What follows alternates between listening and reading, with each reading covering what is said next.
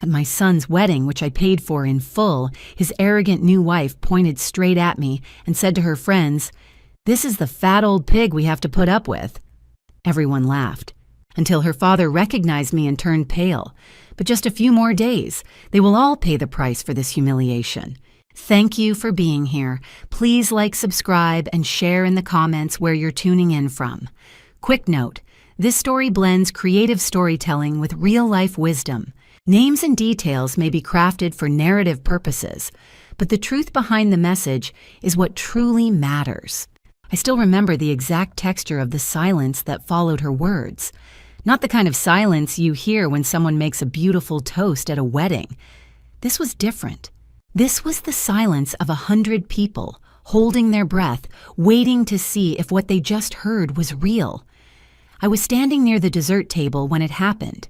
The Boston Public Library's Bates Hall had never looked more beautiful. Crystal chandeliers, silk tablecloths, centerpieces that probably cost more than my monthly mortgage. I'd been watching Daniel dance with his new wife, feeling that strange mix of pride and distance that had followed me all evening. That's when I heard Samantha's voice. She was about 15 feet away with a group of friends, all holding champagne flutes like they were born with crystal in their hands. I hadn't meant to eavesdrop, but her voice cut through the music and laughter. "I'm telling you, she's exhausting," Samantha said. "Bradley's mother. She's been hovering since the engagement, calling every week, offering opinions nobody asked for." One of her friends laughed. "Oh God, the clingy mother-in-law type." "Exactly." Samantha continued, her voice getting louder. "And she's so, I don't know how to say this nicely, middle class about everything. Like she doesn't understand how things work in families like ours." My hands went cold. The wedding she thought was fancy. The wedding I'd paid $425,000 for. Every flower in her hand, every bite of food on those elegant plates, all paid for by the woman she was mocking. But that wasn't the worst part. The worst part came next when Samantha gestured in my direction with her champagne flute, that perfectly manicured hand, pointing at me like I was something on display. "Ladies and gentlemen," she announced to her circle, her voice carrying across the marble floors, "I'd like you to meet the old fat pig we have to put up with." The laughter that followed wasn't uncomfortable. It was genuine, delighted, like she'd said something clever instead of cruel. Heads turned following her gesture, seeing me standing there with my dessert plate and my burgundy dress. I looked for Daniel, found him near the head table, still in his tuxedo. He'd heard. I could tell by the way his shoulders tensed, by the way he suddenly found the floor incredibly interesting. My son, the boy I'd raised alone, whose education I'd funded, whose wedding I'd just paid for, heard his new wife call me a pig, and he looked at the floor. Near the bar, I caught a glimpse of Claire Samantha's younger sister, 26 with her sister's blonde hair, but none of her cruelty. Our eyes met for just a second, and I saw something in her face that looked like shame. That's when I felt it. Not my heart breaking, that would come later. This was something harder. The wall I'd put up between who I really was and who I'd been pretending to be for my son's sake. The wall between Helen Coleman, successful CEO, and Helen Coleman, grateful mother of the groom at table 14. And in that moment, watching them laugh, watching my son stare at his shoes, I realized something that would change everything. They had no idea who I really was, but they were about to find out. I watched George Worthington's face change. It started with his eyes' confusion first, then recognition, then something that looked remarkably like fear. He'd just joined the little circle of laughter, champagne glass in hand, that easy smile wealthy men wear when they're comfortable in their world. He'd probably heard the tail end of his daughter's joke, seen the pointing, joined in the amusement, without really paying attention to who was on the receiving end. But then he looked, really looked, at me standing there by the dessert table in my carefully chosen burgundy dress. At the woman his daughter had just called a pig in front of 200 guests, and I watched the color drain from his face like someone had pulled a plug. "Wait," he said slowly, his voice cutting through the lingering laughter. The smile was gone now. Aren't you Helen Ashford?" The group went silent. That kind of silence that feels different from the one before, heavier, confused waiting. George's hand started to shake slightly, champagne rippling in his glass. Helen Coleman. He corrected himself, his voice barely above a whisper. Ashford was your maiden name. You went back to it for the business. Samantha turned to her father, her perfect smile finally cracking. Dad, what are you talking about? That's Daniel's mother. Her name is Coleman. But George wasn't looking at his daughter anymore. He was staring at me with the kind of expression I'd seen before on people who just realized they'd made a terrible, irreversible mistake. The kind of expression that comes when you understand you've been playing poker with someone who's been holding all the cards while you thought you were winning. He swallowed hard and I could see his throat working. You're my new CEO. The words hung in the air between us like a bomb that hadn't quite exploded yet. Around us, the reception continued music, playing people, dancing servers, carrying trays. But in our little corner, everything had stopped. Linda Worthington materialized at her husband's elbow, her smile frozen in place like a mask that no longer fit. George, what's happening? Samantha was looking between us now, her champagne glass forgotten in her hand. I could see her mind working, trying to connect the dots, trying to understand why her father looked like he'd just seen a ghost. Mrs. Coleman. George started, then stopped. Mrs. Ashford. I had no idea. Samantha never mentioned, it's Coleman. I said calmly, my voice steady in a way I didn't quite feel. Helen Coleman. Though in professional settings, I use Ashford. It avoids confusion. I let that sink in for a moment, watching understanding dawn on Samantha's face, watching her realize that the middle-class woman she'd just humiliated, the clingy mother-in-law she'd just called a pig, owned 51% of her father's company. That come Monday morning, her father would be sitting across a boardroom table from me, and the balance of power would be very, very different from what it appeared tonight. It's nice to officially meet you, George. I continued setting down my dessert plate with careful precision. I look forward to our meeting Monday morning, 9 a.m. sharp, I believe. We have quite a lot to discuss. I didn't wait for a response. I turned, found my small evening bag where I'd left it on table 14, that table in the back corner near the kitchen doors, where they'd thought I belonged. I picked it up, straightened my shoulders, and walked toward the exit. As I passed, I saw Claire standing near the bar, separated now from her family's group. Our eyes met. She gave me the smallest nod, and I saw something in her face that looked like respect, like she'd been waiting her whole life to see someone stand up to them. I walked out of the Boston Public Library into the September night. The air was cool, almost cold, and I could hear the sounds of the city beyond traffic voices, life continuing as it always did. Behind me, in that beautiful hall with its crystal and silk and $425,000 worth of elegance, I'd left my son and his new wife and her family to figure out what had just happened. I walked away from my son's wedding. The wedding I'd paid $425,000 for.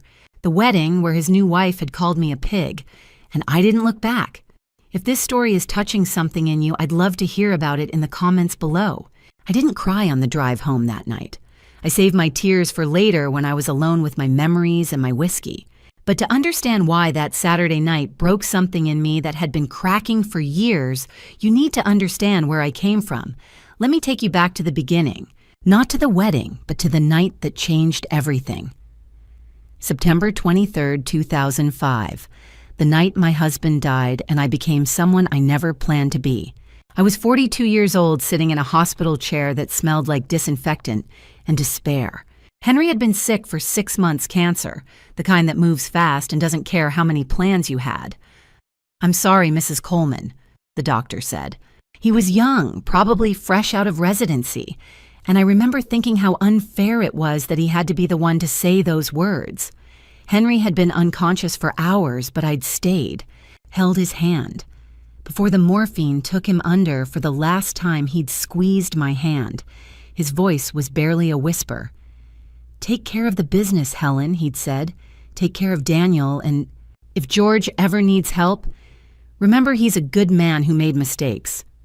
I hadn't understood what he meant about George. We knew the Worthingtons' Boston's not that big in certain business circles, but we weren't close. Why was Henry thinking about George Worthington in his final moments? The words drifted away with him, and I filed them as nothing more than the ramblings of a dying man. The drive home was the longest of my life. Daniel was sleeping when I got there, 12 years old, safe in his bed. I stood outside his door, my hand on the knob, gathering courage to wake him and shatter his world. Instead, I went to Henry's office first. The desk was still covered with his notebooks, his coffee-stained plans for expansion. There was a half-finished cup of coffee on a stack of papers, and I picked it up cold now and held it like something precious. Henry's brother had pulled me aside at the hospital. "You should sell the company, Helen. You're a widow with a young son. You shouldn't have to carry this burden alone." I'd nodded, thanked him, said I'd think about it. But sitting there in Henry's chair, surrounded by his dreams and his plans, I made a different decision. I wouldn't sell, I would learn, I would work. I would build what we'd started together, and I would do it for Daniel so he'd have something from his father beyond memories. "Mom." Daniel's voice from the doorway, sleepy and confused. He was wearing his Red Sox pajamas, the ones Henry had bought him at Fenway Park that summer. "Come here, baby," I said, and I opened my arms and I held my son while I told him his father was gone. And I put on the brave face that I would wear for the next 19 years, the face that said everything was going to be okay, that I had everything under control, that he didn't need to worry because I would take care of it all. I didn't know then that keeping the business would be the easy part. Raising Daniel to be a man his father would be proud of, that was where I would fail. They say you can't pour from an empty cup, but nobody tells you what to do when you're the cup, the water, and the person who needs the drink all at once. By Daniel's 13th birthday, I'd stabilized the business. That first year after Henry died was hell learning property management while grieving, making decisions I wasn't sure about, proving to bankers and investors that a widow could run a company her husband had built. But I did it. Not just survived, thrived. Over the next 19 years, I transformed what Henry had started. Ashford Hospitality Group grew from managing a handful of properties into owning and operating boutique hotels across New England. We specialized in historic buildings, the kind with stories in their bones, old textile mills converted into luxury stays, Victorian mansions reimagined as intimate retreats, the kind of places where every detail mattered. I worked 16-hour days and never missed a single one of Daniel's school events. Parent-teacher conferences, basketball games, debate tournaments. I was there even when I was exhausted beyond measure. Even when I'd been up at 5 dealing with a plumbing emergency at our Portland property, I'd still show up at 7 for his awards ceremony, smile fixed in place. The business community in Boston came to respect me, not as Henry Coleman's widow, but as Helen Ashford, the woman who'd built something real. I served on boards, advised startups, mentored other women in hospitality. My company became the kind that business schools studied. But Daniel never asked what I did, never showed interest in the empire I was building for him, and I never pushed. I told myself I wanted him to be independent, to make his own way, to not feel pressured by his mother's success. That was my first lie to myself. The truth was simpler and more painful. I was buying his love with the only currency I knew. Money, freedom, the absence of consequences. MBA at a prestigious business school, I paid every penny without question. Apartment in Back Bay with hardwood floors and a view of the Charles recovered the deposit and the rent. Car payments, insurance, dinners, out vacations with friends. I funded it all, gladly, proudly. Like each check I wrote was proof I was being both parents, filling the hole Henry had left. I thought I was giving him security. I was giving him entitlement. I thought I was teaching him independence. I was teaching him that money appeared whenever he needed it, that mom would always say yes, that effort was optional when you had someone who loved you enough to carry you. I never said no, not once in 19 years.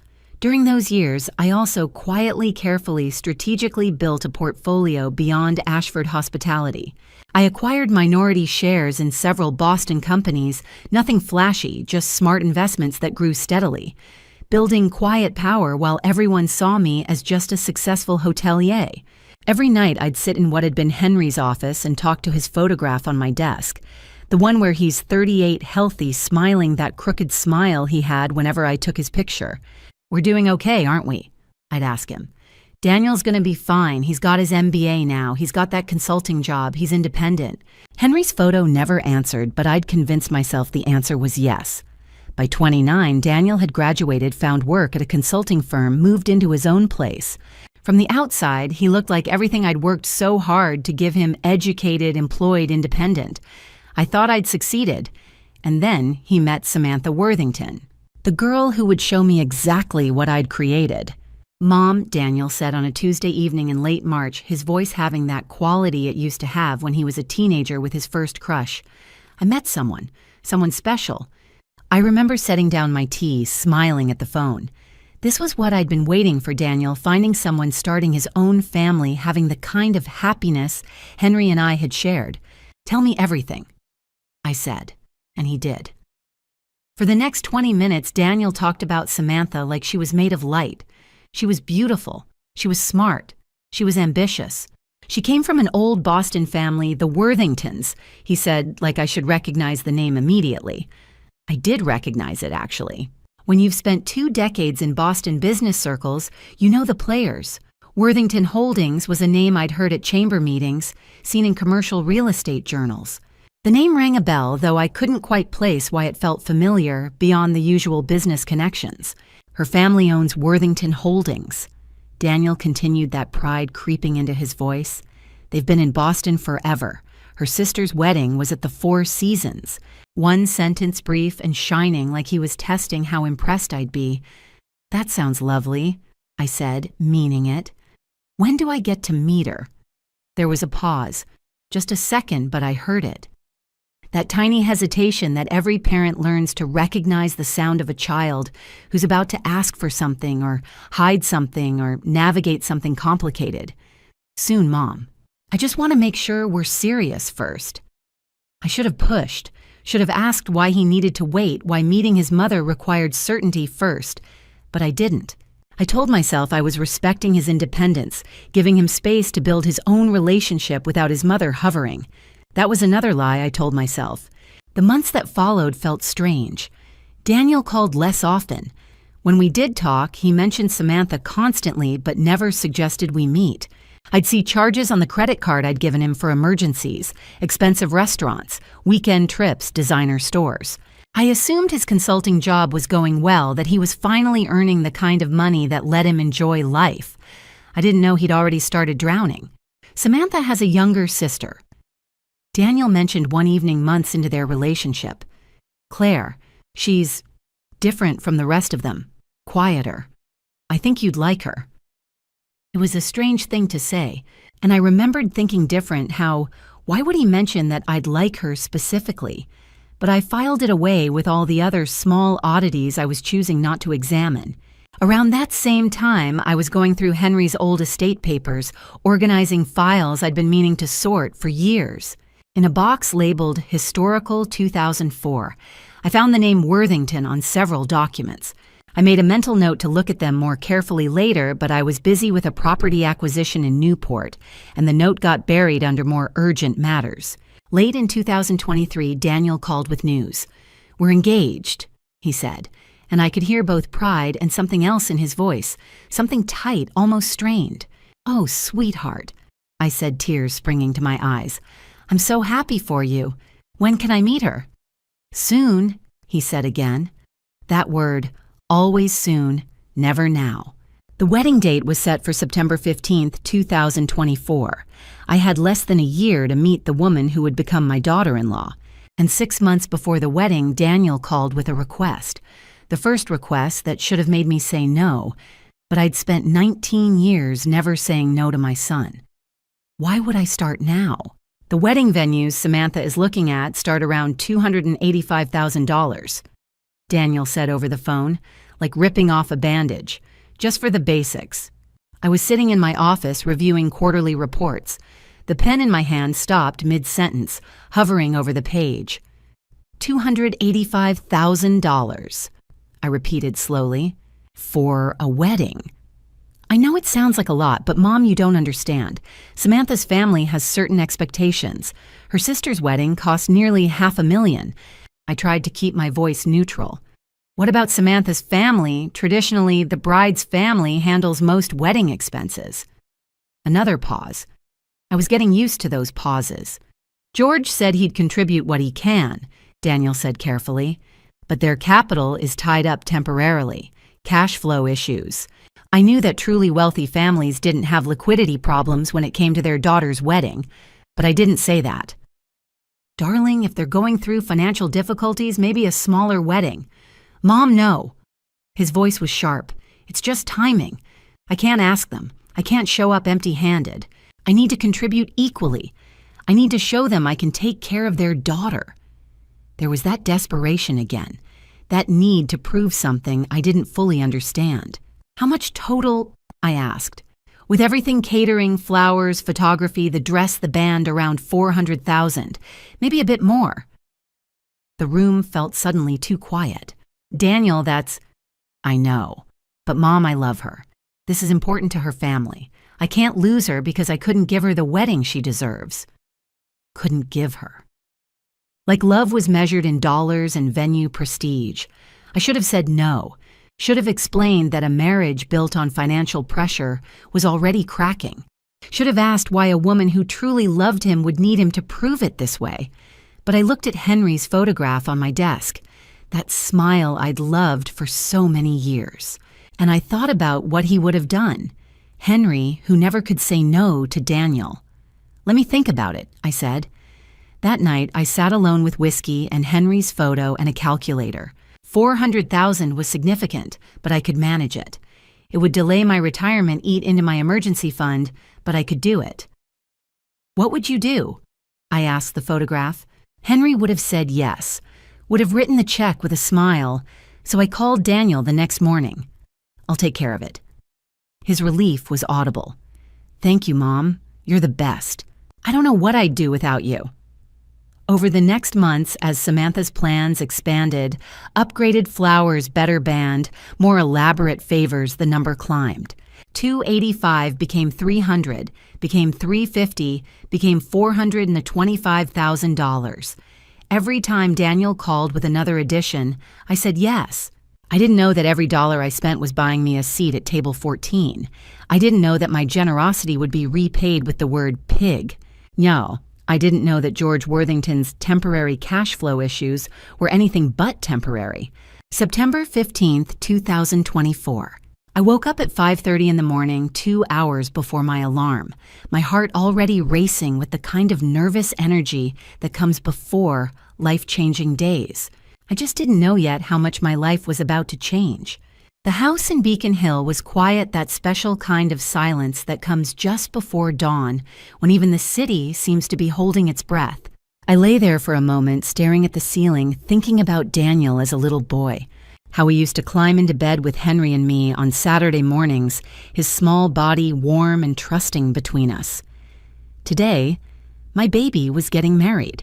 I spent an hour getting ready, moving through the rituals slowly, carefully. The burgundy dress I'd chosen hung on the back of my closet door. 3 weeks I'd spent finding it, trying on dozens, until I found one that felt right. Dignified without being overdressed. Elegant without trying too hard. The dress of a mother who wanted to belong without demanding attention. The drive to Trinity Church took 20 minutes. The September morning was crisp and bright. The kind of autumn day that makes you believe in new beginnings. Trees along Commonwealth Avenue were just starting to turn hints of gold among the green.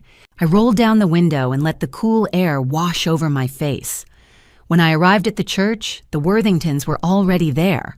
I could hear them before I saw them, loud, confident, filling the space with their presence. George and Linda holding court on the steps, their voices carrying across Copley Square. Samantha's relatives clustering around them, everyone dressed in shades of cream and champagne, like they'd coordinated without needing to discuss it. I felt like an outsider immediately. My burgundy dress suddenly seemed too dark, too plain, too trying not to try. But I held my head high and walked into the church. And there was one thing they couldn't take from me, one place where I belonged, whether they liked it or not, the front row. Mother of the groom. That seat was mine. I sat down and waited, hands folded in my lap, while the church filled around me. When the music started, when Daniel appeared at the altar with his best man, my breath caught. He looked so much like his father. Same height, same broad shoulders, same way of standing with his weight slightly on his left foot. He was wearing Henry's cufflinks I'd given them to him that morning at his apartment. "Dad would be so proud of you," I'd whispered, straightening his bow tie. "Thanks for everything, Mom," he'd said. But his eyes had drifted away from mine, unable to quite hold my gaze. I told myself it was just nerves. Now watching him at the altar, I felt such hope, such certainty that this was right, that all the sacrifice had been worth it, that my son was beginning the kind of life Henry and I had dreamed for him. The processional began. Samantha appeared at the back of the church in her $15,000 dress, and she was beautiful, genuinely breathtakingly beautiful. I understood why Daniel loved her, why he'd wanted so badly to give her this day.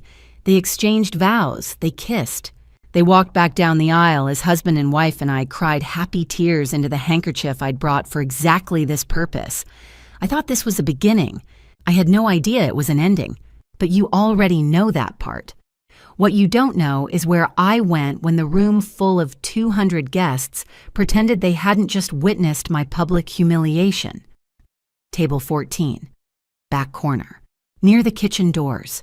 I found my seat the way you'd find your way home in the dark, by the quiet certainty that comes from knowing exactly where you don't belong. The seating chart had been very clear. Tables 1 through 3, Worthingtons. Tables 4 through 6, Daniel's college friends. Table 7, my side of the family. And table 14, me. The centerpiece in front of me probably cost more than most people's monthly mortgage payment. White roses and peonies arranged with the kind of precision that only $425,000 can buy. I'd written that check 6 months ago, and George Worthington had accepted it like tribute owed to royalty. From my seat, I watched my son dance with his new wife under chandeliers that had witnessed a century of Boston's finest moments. A marble column blocked my direct view of the head table, but I could catch glimpses. Daniel's profile when he turned to kiss Samantha, her laugh carrying across the room like crystal breaking. The Worthingtons toasted and congratulated themselves on a wedding well done. I noticed Claire Worthington before she noticed me. She was standing near her family's tables, champagne glass in hand, but her eyes kept drifting my direction. 3 times I caught her looking. Each time her expression held something I couldn't quite read. Not pity, not amusement. Something closer to conflict. The 4th time our eyes met, she set down her glass and started walking toward me. She moved across that ballroom like someone approaching a car accident, slowly and inevitably, with the kind of dread that comes from knowing you can't look away. When she reached table 14, she didn't sit. She stood there, hands clasped in front of her seafoam bridesmaid's dress. "Mrs. Coleman," she said quietly. Her voice was different from her sister's, softer, less certain. "Claire." I acknowledged. She glanced back at her family's tables, then leaned down slightly. "I need to talk to you. Not here. Somewhere private." I studied her face. 24 years old, with Samantha's blonde hair, but none of her cruelty. Her eyes were red-rimmed like she'd been crying. "Why?" I asked, simply. She swallowed hard. "Because there are things you don't know. Things my family has been hiding. Things that..." She glanced back again. "Things that explain tonight. What happened. Why they're so afraid of you." The word afraid hung between us. "I'm listening," I said. "Not here." Claire repeated, urgency creeping into her voice. "Please, tomorrow. Anywhere you want. But I need to tell you the truth before Monday." Before Monday. Before my 9 o'clock meeting with her father. I pulled out my phone, typed an address, and showed her the screen. My Beacon Hill home. "Tomorrow, 2 o'clock, come alone." She nodded quickly, relief flooding her face. "Thank you. I know you have no reason to trust me, but..." "I don't trust you," I said evenly. "But I'll listen. 2 o'clock." She started to say something else, then stopped. For a moment, she looked like she might cry again. Instead, she straightened her shoulders and walked back toward her family's tables. I watched her go, then stood and gathered my small evening bag. I'd heard enough speeches endured, enough champagne toasts sat at enough corners of enough rooms to last a lifetime. I walked through the marble halls of the Boston Public Library and out into the September night. The air was cool, almost cold, and I could hear the sounds of the city beyond. Behind me, in that beautiful hall with its crystal and silk, I'd left my son and his new wife and her family to figure out what had just happened. Tomorrow, Claire Worthington would tell me why they were so afraid. Tonight, I just needed to go home. When I got home, I kicked off my heels' expensive shoes that had hurt all night, but looked elegant. They landed somewhere near the hall table. I didn't care where. I walked straight to Henry's office. Our office. My office.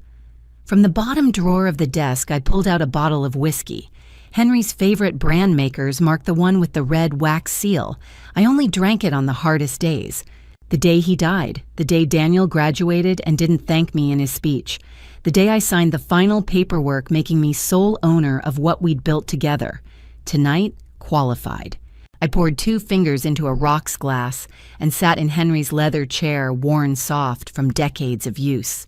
His photograph sat on the desk where it had been for 19 years, him at 38, healthy, alive, smiling. That smile he had whenever I took his picture. I messed up, I told him. I raised him wrong somehow. My phone started buzzing. I pulled it out, saw Linda's name, and declined the call. It buzzed again. George, declined. Samantha, declined. I turned it face down and took another sip of whiskey. The office was quiet except for the rain and my own breathing. I looked around at the filing cabinets, the bookshelves, the boxes of old paperwork I'd been meaning to sort through for years. And suddenly, I needed a distraction. Needed something to do with my hands, something to focus on besides the word pig echoing in my head. I pulled out the box labeled Historical 2004. I'd found it months ago while looking for something else had meant to go through it, but other things had taken priority. Inside were file folders, each one neatly labeled in Henry's handwriting.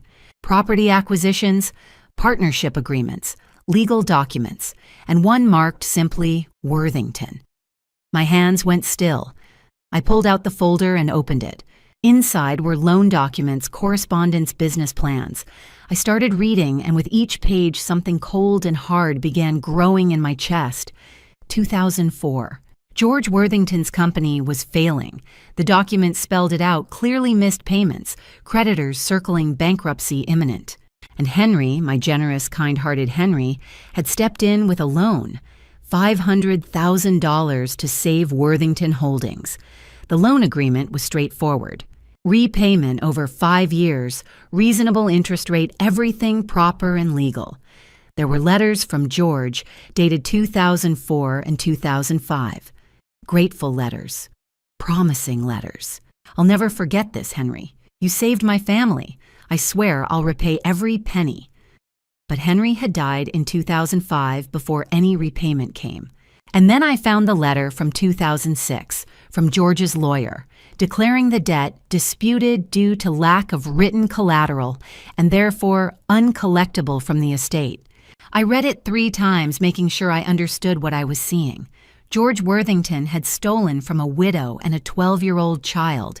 He'd taken my husband's kindness, my husband's trust, my husband's $500,000, and he declared it didn't exist. For 19 years, he'd been living in Lewisburg Square on money he'd stolen from my family. For 19 years, he'd been building his life on my husband's generosity while pretending the debt didn't exist. And 2 weeks ago, he'd watched me write a check for $425,000 for a wedding he should have funded himself. A wedding his family should have paid for if they'd repaid what they owed. My hands were shaking. The whiskey glass rattled against the desk when I set it down. George Worthington had stolen from my family. He'd betrayed my husband's final act of kindness. I sat there in Henry's chair, surrounded by evidence of a 20-year theft, and felt something shift inside me. Not grief anymore, not shock, rage, cold, calculated, absolute rage. And on Monday morning, George Worthington was going to learn what it costs to cross a widow who has nothing left to lose and everything to gain. I picked up my phone and started making a list. People to call, documents to gather, lawyers to consult. The night was just beginning, and so was my plan. My phone started ringing at 7 o'clock Sunday morning. I was already awake, sitting in Henry's chair, surrounded by 20-year-old documents that proved my husband had saved the man whose daughter had just called me a pig. The voicemails piled up faster than I could delete them. Linda's voice first tight with forced pleasantness. "Mrs. Coleman, we need to talk. There's been a terrible misunderstanding. I'm sure if we just sit down together we can clear this up. Please call me back." A terrible misunderstanding. As if I'd misheard my new daughter-in-law calling me a pig in front of 200 guests. George called next, his voice shaking. "Mrs. Ashford, Mrs. Coleman, Helen, we need to discuss Monday's meeting. Perhaps we can come to an arrangement that works for everyone. I think there's been some confusion about the nature of our business relationship. Please let's talk before things get complicated." An arrangement. Confusion. The language of a man trying to negotiate his way out of consequences. Samantha's message came third, sounding younger than her 28 years. "Mrs. Coleman, I'm so sorry about what happened at the reception. I had too much champagne and I wasn't thinking clearly. It was supposed to be funny. I wasn't talking about you. I was talking about someone else and people thought I was pointing at you. Please, can we talk? Daniel is so upset." I almost laughed. The lie was so transparent it was insulting.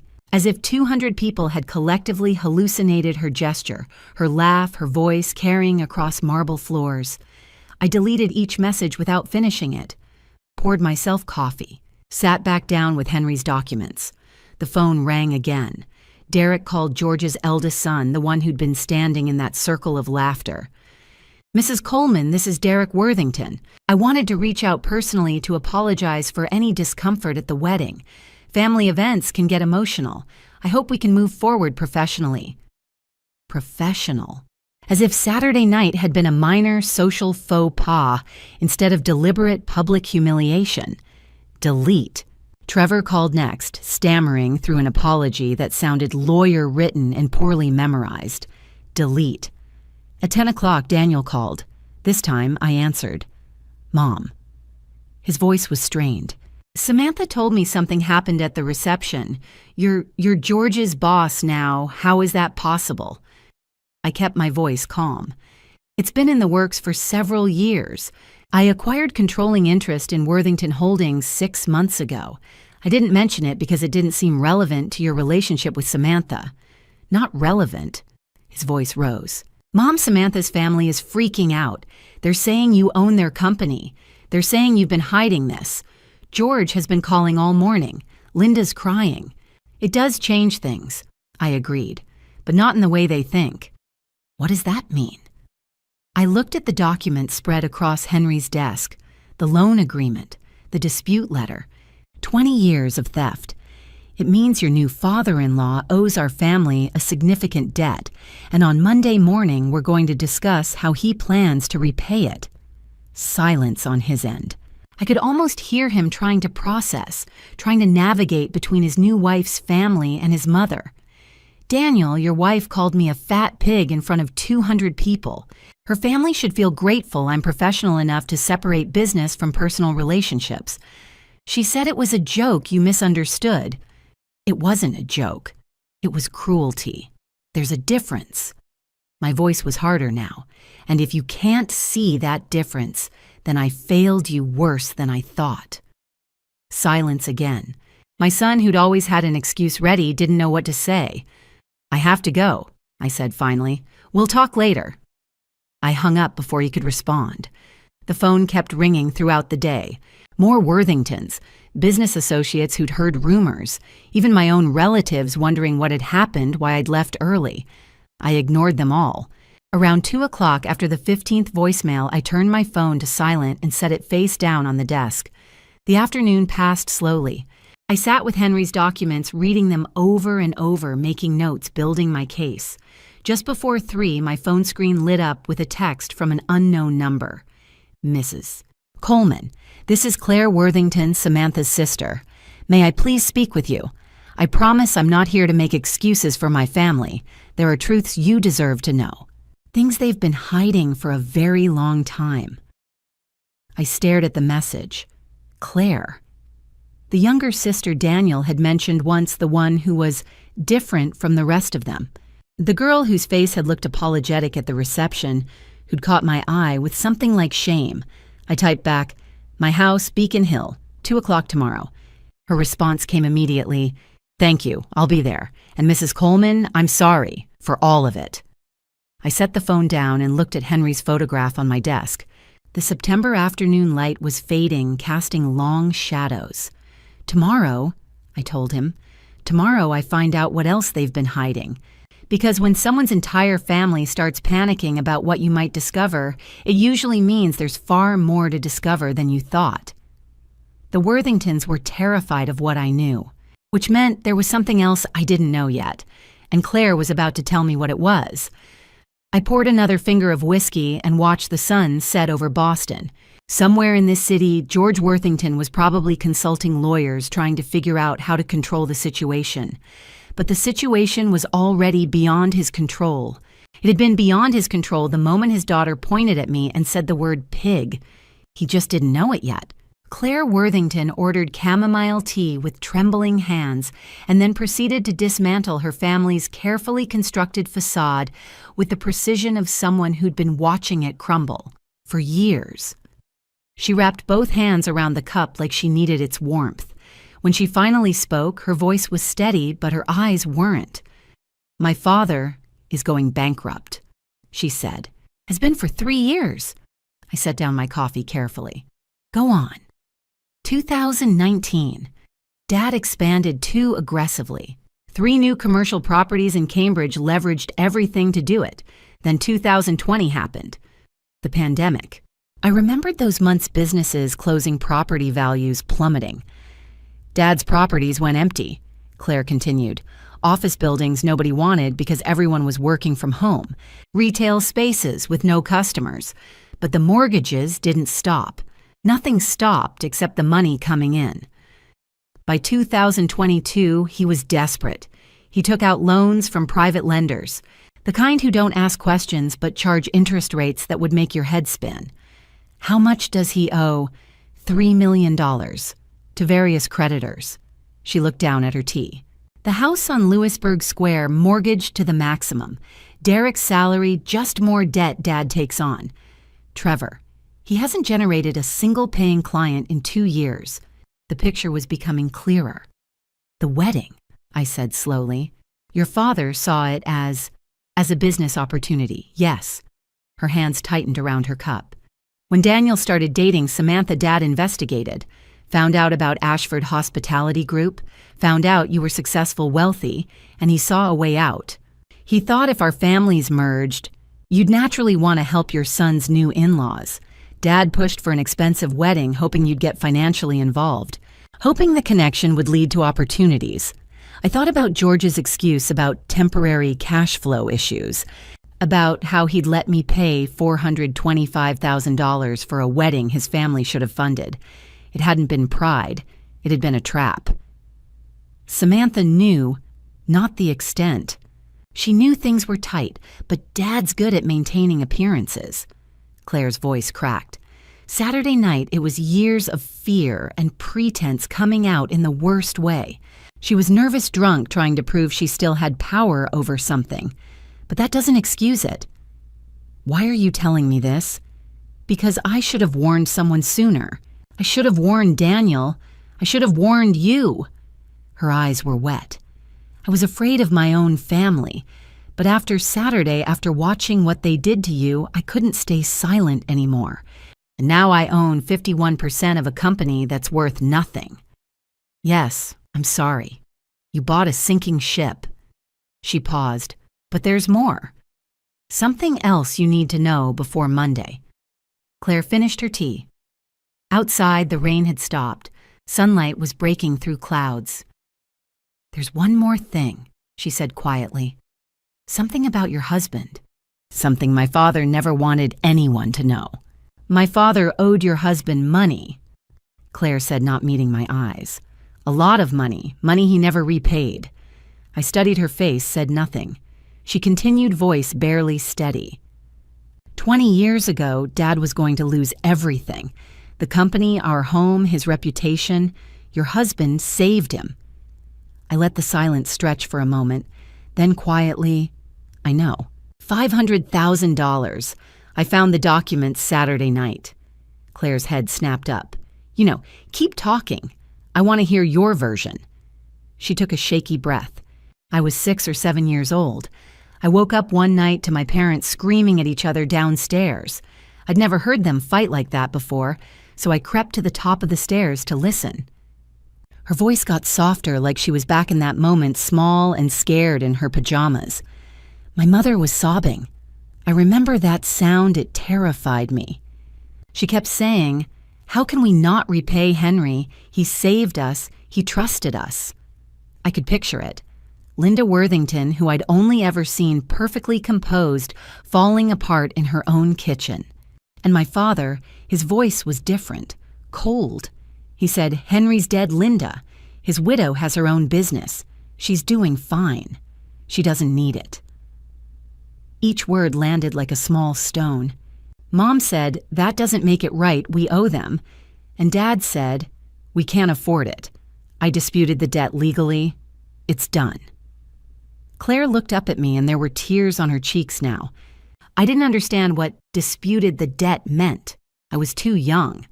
I just knew it was something bad, something that made my mother cry. So I went back to bed and tried to forget. "But you didn't forget." No, I was 12 when I finally understood, when I realized what my father had done, that he'd stolen from a widow and a child. Her voice broke. "I've been carrying that for 14 years, knowing, saying nothing. Why didn't you tell someone? Who would I tell? I was 12, then 14, then 16. And it was my father. You don't destroy your own family, do you?" She wiped her eyes with the back of her hand. "Samantha doesn't know. Derek doesn't know. Just my parents and me. And now you. Why are you telling me this, Claire? You're betraying your family." She looked up at me and her eyes were clear, now determined. "Because what they did to you Saturday night was unforgivable. Because my father's been living a lie for 20 years. Because someone needs to stop this." I saw Henry in her then, not in her face, but in her choice. The choice to do what was right instead of what was easy, to choose truth over comfort, honor over family loyalty. "What do you want from me?" I asked. "Nothing. I just thought you should know everything before Monday, before you decide what to do with them, with us." She paused. "And I wanted you to know that not everyone in my family is like that. Some of us still believe in paying our debts. And what will you do?" "Whatever truth requires," she said simply. "Testify, provide documents, stand witness. Whatever brings honesty back." We sat in silence for a moment. Outside, the September afternoon was turning golden, that particular light that only comes in autumn. The rain was completely gone now, and the streets were drying in patches. "Thank you, Claire," I said finally, "for your courage." She nodded, gathering her purse. "I'm sorry it took me so long." Monday morning, I walked into Worthington Holdings at 8:30, early enough to make a point. Armed with 20 years of lies, $3 million in debt, and a secret ally inside the family, George Worthington didn't stand a chance. I didn't sleep Sunday night. By 8:30 Monday morning, I walked through the glass doors of Worthington Holdings in my sharpest charcoal suit, the one I wore to acquisitions. The confident patriarch from the wedding was gone. This man looked 10 years older. "Helen," he began, voice tight, "we need to talk privately." "We'll talk," I said evenly, "at 9 o'clock, in the boardroom, with the full executive team." His face drained. "That's not necessary." 9 o'clock, George. At exactly 9, I walked into the boardroom. George sat at what used to be the head of the table. Derek and Trevor flanked him. 3 department heads filled the remaining seats. Claire slipped in last, sitting near the door. She nodded once. I sat at the opposite end. Janet distributed folders. "Open them," I said. Inside Worthington Holdings, actual financial statements. $3 million in debt. Properties hemorrhaging cash. Loans at interest rates that should be illegal. I watched their faces change as they read. This company, I began, my voice calm but absolute, is 60 days from bankruptcy. The Cambridge properties are underwater. The Providence Hotel hasn't made a profit in 18 months. George started to speak. I raised one hand. Derek, your marketing position has produced 0 measurable results in 18 months. Trevor, your property management involves contractors we don't need and can't afford. 3 of them are owned by your college roommate, all overcharging by 30%. Derek's face flushed. Trevor stared at the table. I turned to George. And you have been running this company into the ground while maintaining the appearance of success. I opened the second folder. Inside photocopies of the 2004 loan agreement. I slid the next document across the 2006 dispute letter. 1 year after Henry died, you disputed the debt, claimed it was a gift. You stole from a widow and a 12-year-old child, all listing Coleman family connections without permission. For 20 years, you've committed fraud in my husband's name, telling investors we were partners, using Coleman reputation to secure loans you didn't deserve. The legal director's face went pale. Here's what happens next, I said. Derek, your position is eliminated effective immediately. Trevor, your contract converts to performance-based management under outside supervision. The nepotism ends today. You can't, George started. I own 51%. I can do exactly this. I stood. George, you have 2 choices. Resign with dignity by end of business today with standard severance, or I terminate you for cause tomorrow morning publicly and you leave with nothing. You have until 5 o'clock. I walked to the door. The room remained frozen. This company will be restructured, refinanced, and rebuilt under professional management, or it will be sold. Either way, it survives. I paused. The Coleman family finished saving Worthington Holdings for the second and final time. The boardroom door closed behind me with a soft click that felt like thunder. Janet was waiting outside with another folder. Her expression told me the day wasn't over. Mrs. Coleman, she said softly. Your son is here. He says it's an emergency. My chest tightened. Daniel. Of course it was Daniel. Daniel looked terrible. Wrinkled suit, red-rimmed eyes, disheveled hair. This wasn't the polished man who'd married 2 days ago. This was someone who hadn't slept, who'd been crying, who had nowhere left to hide. Mom, we need to talk. I gestured to the chair. He collapsed into it. Samantha said I had to tell you myself, before you found out another way. My chest tightened. I lost my consulting job 6 months ago. March 2024, right after I'd agreed to pay for the wedding. I falsified expense reports. They caught me. Fired me. His voice cracked. I was too ashamed to tell you or Samantha, so I pretended. Went to Starbucks every morning for 8 hours, kept wearing the suits you bought. His hands twisted in his lap. I started borrowing to keep up appearances. Used your information as collateral, credit cards, personal loans in your name. I thought I'd pay it back before you knew. How much? $165,000. The number hit like a fist, not the amount I'd spent more on his wedding, but the deception, the theft. 2 years of lies while I'd congratulated myself on raising an independent son. I couldn't tell you. Daniel said, tears falling. You'd done so much already. I couldn't admit I'd failed. And there it was. I'd taught him this, not the stealing that was his choice, but the belief that failure was unacceptable, that appearances mattered more than truth. That love meant never disappointing me. 19 years of making sure he never faced consequences, never experienced discomfort, never had to choose between what he wanted and what he could afford. I'd created a 31-year-old man who would commit identity theft rather than admit he'd lost his job. I'll pay off these debts, I said quietly.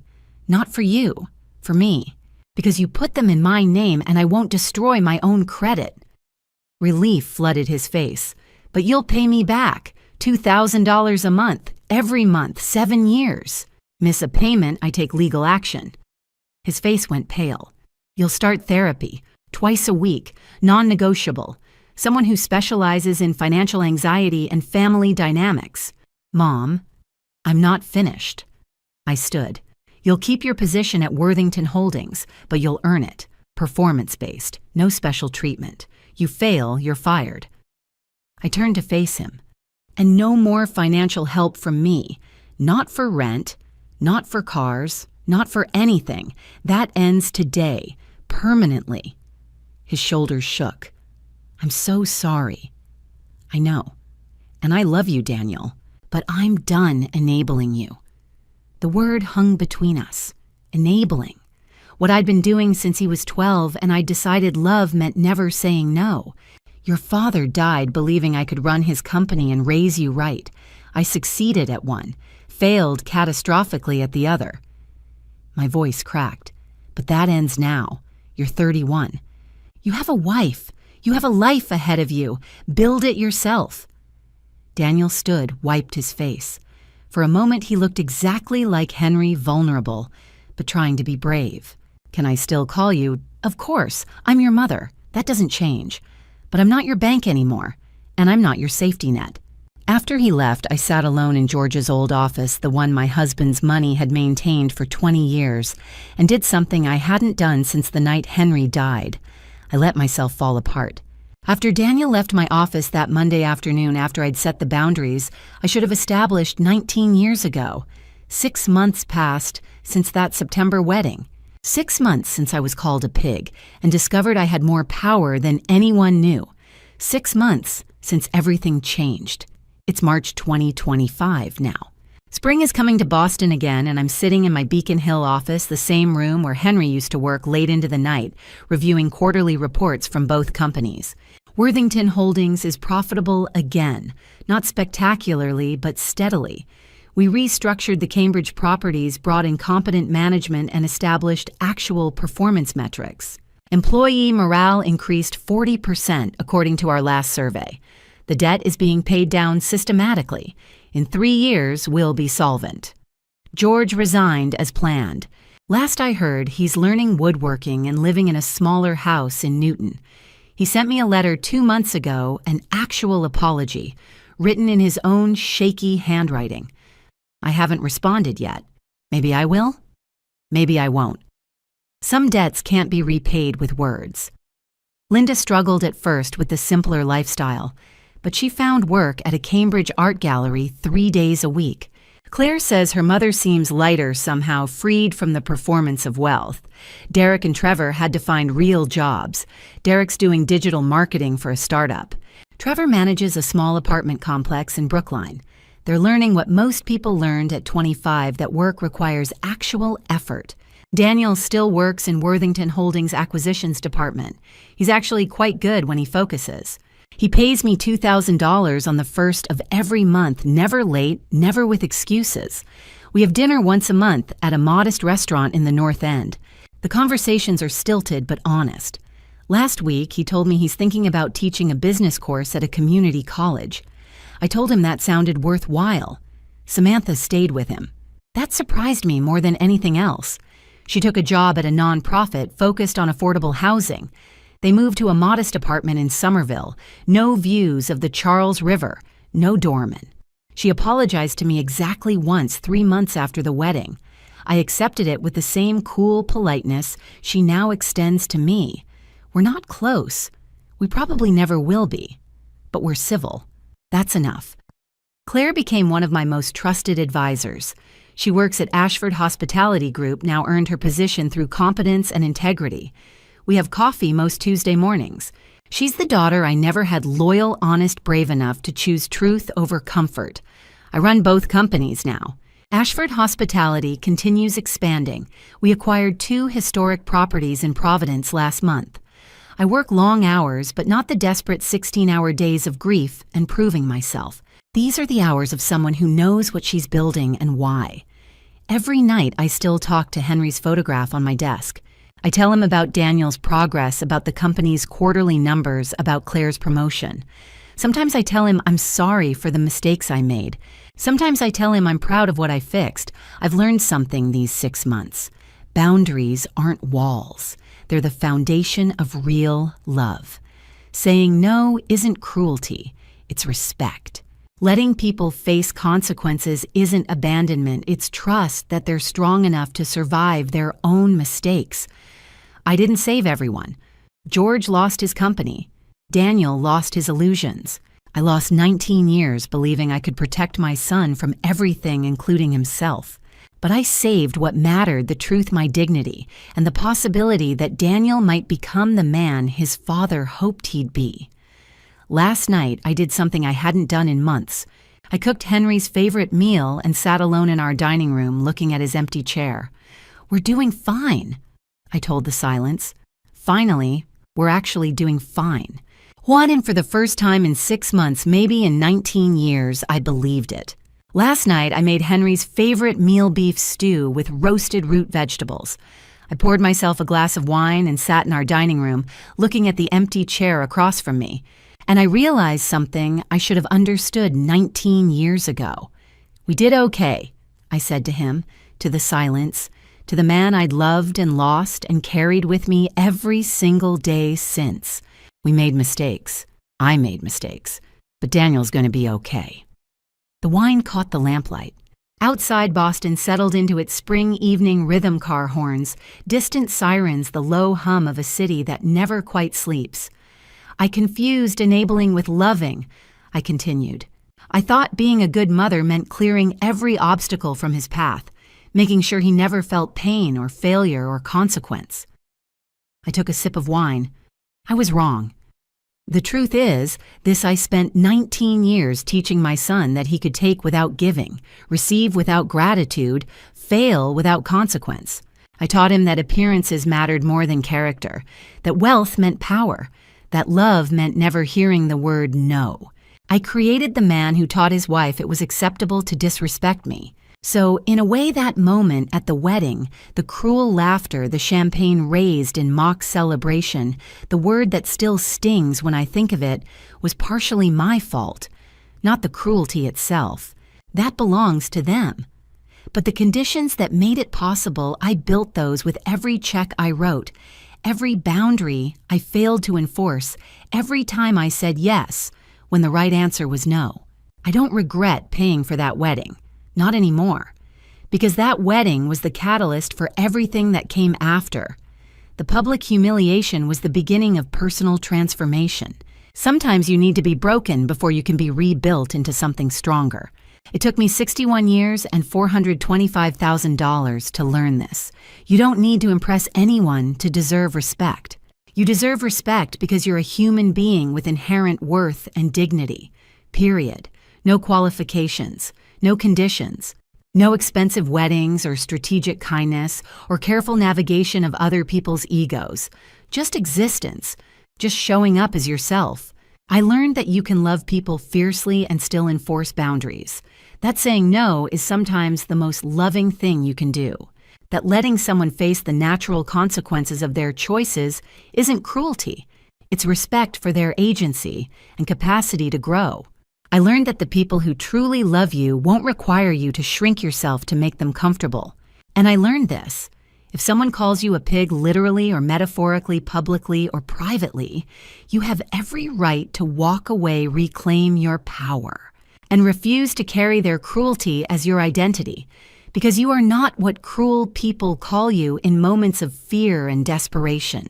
You are what you choose to become when you stop apologizing for taking up space. 6 months ago, I stood in a corner of the Boston Public Library holding a glass of champagne. I didn't want wearing a dress I'd spent 3 weeks choosing, watching my son marry into a family built on stolen money and desperate facades. Today, I run 2 successful companies. I have dinner with my son once a month. I mentor a young woman who chose integrity over family loyalty.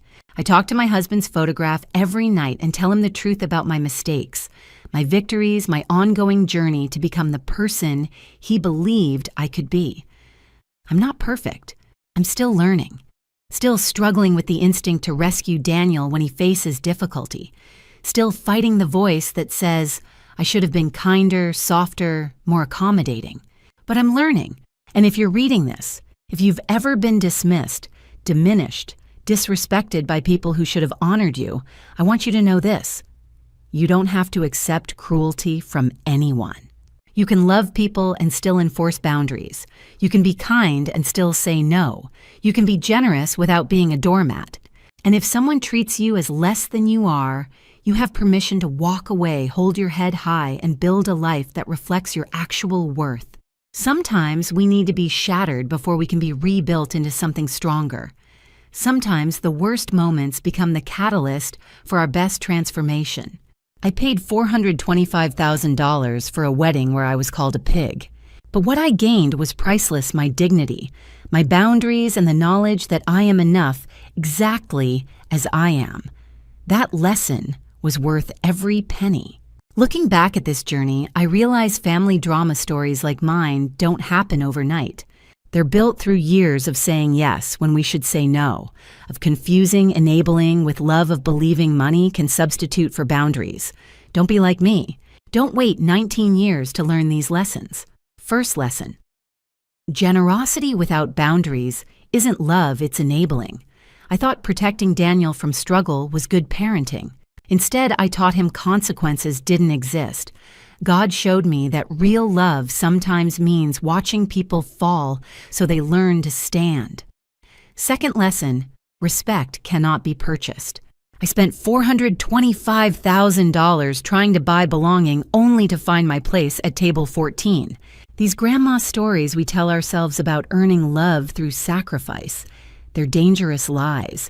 Dignity comes from honoring yourself first, not from impressing others. Third lesson: silence enables abuse. When someone disrespects you publicly, they're counting on your politeness to protect them.